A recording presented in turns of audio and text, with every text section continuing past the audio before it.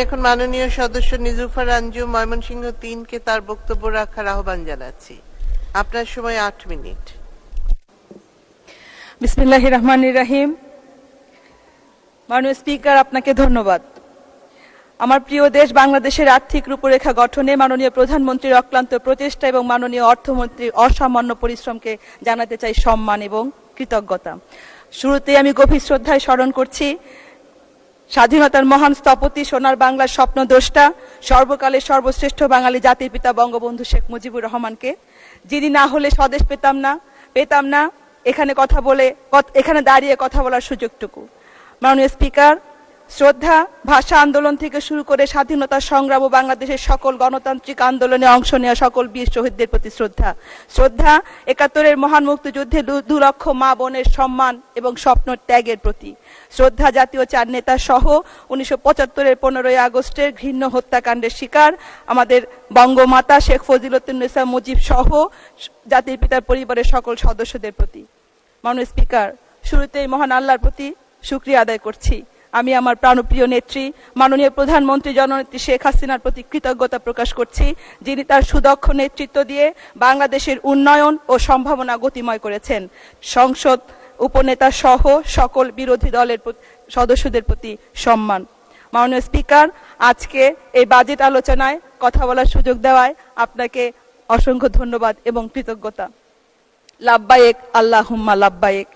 এই ধ্বনি প্রতিধ্বনিতে এখন মুখরিত পবিত্র মক্কা নগরী। সপ্তাহ শেষে পবিত্র ঈদুল আজহা। মাননীয় স্পিকার, আপনার মাধ্যমে এখানে উপস্থিত সবাইকে, দেশবাসীকে এবং আমার নির্বাচনী এলাকা 148 ময়মনসিংহ 3 গৌরীপুরের সকল নেতাকর্মী এবং জনগণকে জানাই ঈদুল আজহার অগ্রিম শুভেচ্ছা। 1971 সালের 16 ডিসেম্বর মহান মুক্তিযুদ্ধের মাধ্যমে জাতির পিতা বঙ্গবন্ধু শেখ মুজিবুর রহমানের নেতৃত্বে দেশ স্বাধীন হয়। স্বাধীন সার্বভৌম বাংলাদেশের জাতীয় সংসদে প্রথম বাজেট উপস্থাপিত হয় 1972 সালের 30শে জুন। স্বাধীনতার পর 53 বছর পেরিয়েছে। বঙ্গবন্ধু স্বপ্নের সোনার বাংলা বিনির্মাণে বাংলাদেশের অর্থনৈতিক অগ্রযাত্রার সঙ্গে তাল মিলিয়ে বাজেটের আকার বেড়েছে 1000 গুণেরও বেশি। বাংলাদেশের স্বাধীনতার প্রথম বাজেটটি দিয়েছিল মুজিবনগর সরকার। স্বাধীনতা যুদ্ধের জন্য দরকারি অপরিহার্য ব্যয় মেটাতেই জুলাই থেকে সেপ্টেম্বর সময়ের জন্য তৈরি এই বাজেটের রাজস্ব আয় ছিল 7,74,18,998 টাকা এবং ব্যয় 8,62,68,204 টাকা। এরপর 30শে জুন 1972 একই সঙ্গে 2 অর্থ বছর 1971-72 এবং 1972-73 এই বাজেট পেশ করা হয়েছিল এই দিন। এই বাজেটের ব্যয় ছিল 776 কোটি টাকা। 2024-25 অর্থ বছরে আমরা এমন একটি বাজেট পেশ করছি যা শুধুমাত্র আমাদের জনগণের আশা আকাঙ্ক্ষা ও স্বপ্নকে প্রতিফলিত করবে না, বরং আমাদের অর্থনীতির গুরুত্বপূর্ণ চাহিদা ও চ্যালেঞ্জগুলোকে সূক্ষ্মভাবে মোকাবেলা করবে। 2023-24 অর্থ বছরের তুলনায় 36,000 কোটি টাকা বেশি ধরে 2024-25 অর্থ বছরের জন্য যে ইতিহাসের সবচেয়ে বড় যে বাজেট, মানুষের আশা আকাঙ্ক্ষার প্রতিফলন ঘটেছে সেখানে। বাংলাদেশের মানুষকে এত বড় স্বপ্ন দেখার সাহস জুগিয়েছিলেন জাতির জনক বঙ্গবন্ধু শেখ মুজিবুর রহমান, আর সেই স্বপ্নের পথে হেঁটে আজ সমৃদ্ধি অর্জন করেছেন মাননীয় প্রধানমন্ত্রী জননেত্রী শেখ হাসিনা তার দক্ষ নেতৃত্বের মাধ্যমে। বৈশ্বিক অর্থনীতি অনিশ্চয়তা এবং আভ্যন্তরীণ চাপের এই সময়ে মাননীয় অর্থমন্ত্রীর বিচক্ষণতা এবং অটল দায়িত্ববোধ একটি সুষম আর্থিক পরিকল্পনা তৈরিতে সহায়ক ভূমিকা পালন করেছে, যা সমৃদ্ধি এবং স্থিতিশীলতার প্রতিশ্রুতি দেয়। প্রথমত, আমি অর্থমন্ত্রীকে তার অক্লান্ত নিষ্ঠা ও সুনিপুণ পরিকল্পনার জন্য আন্তরিক ধন্যবাদ জানাই। এই বাজেট প্রণয়নে অগণিত ঘন্টার বিশ্লেষণ, পরামর্শ এবং আলোচনা জড়িত। আমাদের অর্থনীতি সম্পর্কে মাননীয় মন্ত্রীর গভীর উপলব্ধির ফল আমরা পেয়েছি নাগরিক কল্যাণের সর্বোচ্চ প্রতিশ্রুতিবদ্ধ এই বাজেটে। সুখী, সমৃদ্ধ, উন্নত ও স্মার্ট বাংলাদেশ বিনির্মাণে অঙ্গীকার নিয়ে 2024-25 অর্থ বছরে বাজেটের আকার 7,96,900 কোটি টাকা। কোভিড-19 মহামারীর মতো জনস্বাস্থ্যে জরুরি পরিস্থিতি তৈরি হলে সে ঝুঁকি মোকাবেলায় নতুন বাজেটে এবার 2,000 কোটি টাকা বরাদ্দ রাখার প্রস্তাব করা হয়েছে। এছাড়াও বিশেষায়িত হাসপাতালে জনগণের স্বাস্থ্য সেবার কথা বিবেচনা করে অতিরিক্ত কর কমানোর পরিকল্পনা রয়েছে এই বাজেটে, যা একটি দূরদৃষ্টি সম্পন্ন সিদ্ধান্ত হিসাবে সর্বমহলে প্রশংসিত হয়েছে। আসন্ন বাজেটে খাদ্য মূল্য কমাতে খাদ্য পণ্যের উৎস কর হ্রাস করা হয়েছে। শুল্ক 2% থেকে 1% করা হয়েছে, যা জনসাধারণ এবং একই সাথে সরকারের জন্য ইতিবাচক দিক, যার ফলে চাল, গম, আলু, পেঁয়াজ, রসুন, লবণ সহ প্রায় 27টি নিত্য প্রয়োজনীয় পণ্যের মূল্য কমাতে সহায়ক ভূমিকা পালন করবে। 27টি পণ্য উৎস কর কমায় বাজারে স্বস্তি ফিরবে। উপকার পাবে দেশের নিম্ন আয়ের মানুষ, যারা সরকারের উপর নির্ভরশীল। মাননীয় স্পিকার, বাজেটে শিক্ষা ও সামাজিক নিরাপত্তা খাতে পর্যাপ্ত বরাদ্দ হয়েছে। শিক্ষার্থীদের ঝরে পড়া রোধে উপবৃত্তি এবং বয়স্কদের কল্যাণে বয়স্ক ভাতা বৃদ্ধি করা হয়েছে, যার ফলে শিক্ষা ও মানব সম্পদ উন্নয়ন সূচকে দেশের অগ্রগতি বাড়বে। সবার জন্য খাদ্য নিশ্চিতকরণ, উৎপাদন বৃদ্ধি ও কৃষি খাতের উন্নয়নে আগামী বাজেটে কৃষি যান্ত্রিকীকরণের উপর গুরুত্ব আরোপ করা হয়েছে। এছাড়াও কৃষকদের সার ও কীটনাশক সরবরাহে ভর্তুকির পরিমাণ বৃদ্ধি করা হয়েছে। এতে দেশে কৃষির খাতে অভূতপূর্ব উৎপাদন সাধিত হবে। সরকারের ইতিবাচক দিক হলো এবারে বাজেটের আকার ছোট কিন্তু জনকল্যাণমুখী। এবারের বাজেট গতবারের বাজেটের থেকে 4% বেশি, যার ফলে মুদ্রাস্ফীতি কমবে এবং বাড়বে প্রবৃদ্ধি। এর ফলে দেশের অর্থনীতির ভারসাম্য ঠিক থাকবে। বাজেটে সবার দৃষ্টি আকর্ষণ থাকে আয়করের দিকে, বিশেষ করে যারা চাকরিজীবী তাদের জন্য সবচেয়ে গুরুত্বপূর্ণ এটি।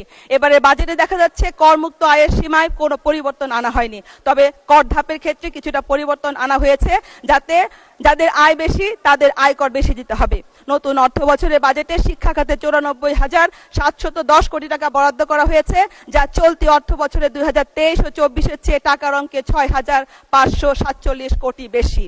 মাননীয় স্পিকার, আমাদের দেশের বিপুল জনগোষ্ঠী শিক্ষিত বেকার। শিক্ষা জীবন শেষে চাকরি জীবনে প্রবেশ করে বা ব্যবসা দাঁড়ানোর পূর্বের সময়টাতে শিক্ষিত বেকার শ্রেণীর জন্য সাময়িক বিশেষ কোনো ভাতা দেওয়া যায় কিনা আপনার মাধ্যমে মাননীয় অর্থমন্ত্রীর কাছে দাবি রাখতে চাই। মাননীয় স্পিকার, 2024-25 অর্থ বছরে নারী বান্ধব এই বাজেটে মহিলা ও নারী শিশু বিষয়ক মন্ত্রণালয়ের জন্য 5,222 কোটি টাকা বরাদ্দের প্রস্তাব করা হয়েছে। 2023-24 অর্থ বছরে এই বরাদ্দ ছিল 4,775 কোটি টাকা।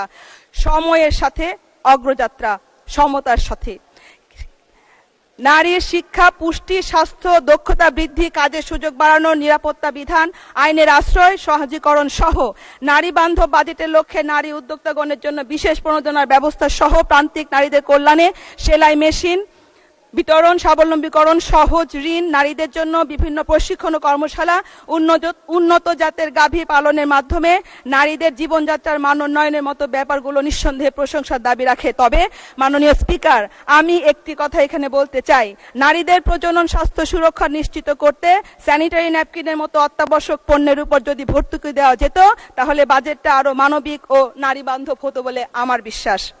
বাংলাদেশের জাতীয় সংসদে সদস্যরা এত বছর বিনা শুল্কে বিদেশ থেকে গাড়ি আমদানি করে আসছেন, কিন্তু এবারের বাজেটে সংসদে সদস্যদের গাড়ি আমদানির উপর শুল্ক বসানোর প্রস্তাব করেছেন অর্থমন্ত্রী। এবারের বাজেটে এই সিদ্ধান্তকে আমি যুগান্তকারী সিদ্ধান্ত হিসেবে অভিহিত করছি। জনপ্রতিনিধি হিসাবে সামনে রেখে নেতৃত্ব দেওয়ার উজ্জ্বল দৃষ্টান্ত স্থাপনের লক্ষ্যে মাননীয় সংসদ সদস্যগণের সকল প্রকার শুল্ক কর পরিশোধ করে গাড়ি আমদানির প্রাধিকার কিছুটা পরিবর্তন করা একটি মহৎ দৃষ্টান্ত স্থাপন করবে। এই সিদ্ধান্ত সকল স্তরে কর অব্যাহতির সংস্কৃতি হতে বের হয়ে আসার জন্য সবাই 2 মিনিট। এছাড়া এবারে বাজেটে সবচেয়ে বেশি সমালোচনা হয়েছে কালো টাকা সাদা করার প্রসঙ্গে। অনেকে সমালোচনা করেছেন এভাবে নাকি দুর্নীতিকে উৎসাহিত করা হচ্ছে। মূলত ব্যাংকিং চ্যানেলে টাকা ফিরিয়ে আনার বাজেটে কালো টাকা সাদা করার সুযোগ রাখা হয়েছে। সকলের জ্ঞাতার্থে জানাই, বাজেটে কালো টাকা সাদা করার ইতিহাস কিন্তু নতুন কিছু নয়। 75-এর পর থেকে শুরু, 76 থেকে 80, 50 কোটি 76 লাখ টাকা সাদা করা হয়। এরপর প্রায় 81 লাখ টাকা, এবং এভাবে চলে এসেছে অদ্যাবধি, এবং এই ধারাবাহিকতা কালো টাকা সাদা হওয়ার পরিমাণ বাড়তে থাকে। এছাড়াও এই বাজেটে সমাজ কল্যাণমূলক উদ্যোগগুলি সত্যি প্রশংসনীয়। আমাদের সমাজের সবচেয়ে ঝুঁকিপূর্ণ অংশের চাহিদাকে অগ্রাধিকার দিয়ে অর্থমন্ত্রী সামাজিক ন্যায়, বিচার ও সমতার প্রতি আমাদের সম্মিলিত প্রচেষ্টাকে শক্তিশালী করেছেন। কৃষক, ক্ষুদ্র ব্যবসায়ী এবং প্রান্তিক জনগোষ্ঠীর জন্য সহজলভ্য সহায়তা আরো অন্তর্ভুক্তিমূলক এবং ন্যায়সঙ্গত সমাজের পথ প্রশস্ত করবে বলে আমাদের বিশ্বাস। মাননীয় স্পিকার, আমি আমার গৌরীপুরকে নিয়ে কিছু কথা বলতে চাই। সেটা হচ্ছে, আমার গৌরীপুর এগিয়ে যাচ্ছে সমান্তলে 8-10টা উপজেলার মতো, কিন্তু সেখানে অবকাঠামোগত কিছু উন্নয়নের অভাব ছিল, যেটা রাস্তাঘাট চায় জনগণ। সঙ্গে আমার সরকারি কলেজের জন্য একটি ছাত্রাবাস, মহিলা কলেজের জন্য একটা মহিলা ছাত্রাবাস, আর সরকারি কর্মকর্তাদের থাকার জন্য কিছু ডরমেটরি হলে আমার জনগণের আপাতত স্বস্তি ফিরে আসবে বলে আমার মনে হয়। পরিশেষে আমি মাননীয় প্রধানমন্ত্রী বঙ্গবন্ধু কন্যা দেশরত্ন শেখ হাসিনাকে তার অনুকরণীয় নেতৃত্ব, নিষ্ঠা এবং আমাদের জাতির অগ্রগতির প্রতি অটল অঙ্গীকারের জন্য গভীর কৃতজ্ঞতা জানাই এবং বলতে চাই, মাগো তোমার চরণ দুটি বক্ষে আমার ধরি, আমার এই দেশেতে জন্ম, যেন এই দেশেতে মরি। আমরা চাই বাংলাদেশের ক্রমাগত সমৃদ্ধি ও সমৃদ্ধ লাভ করুক বাংলাদেশ। ভবিষ্যৎ প্রজন্মের কাছে দায়বদ্ধতায় সকলের প্রচেষ্টায় চলুন একটি নিরাপদ বাংলাদেশ গড়ে তুলি। 2024-25 অর্থ বছরের জন্য প্রস্তাবিত বাজেটটি বর্তমান সময়ের প্রেক্ষাপটে অত্যন্ত সময় উপযোগী এবং জনবান্ধব। তাই দীপ্ত কণ্ঠে বলতে চাই, আমার সোনার বাংলা, দেন। হয়তো জননেত্রী শেখ হাসিনা। ধন্যবাদ মাননীয় সদস্য।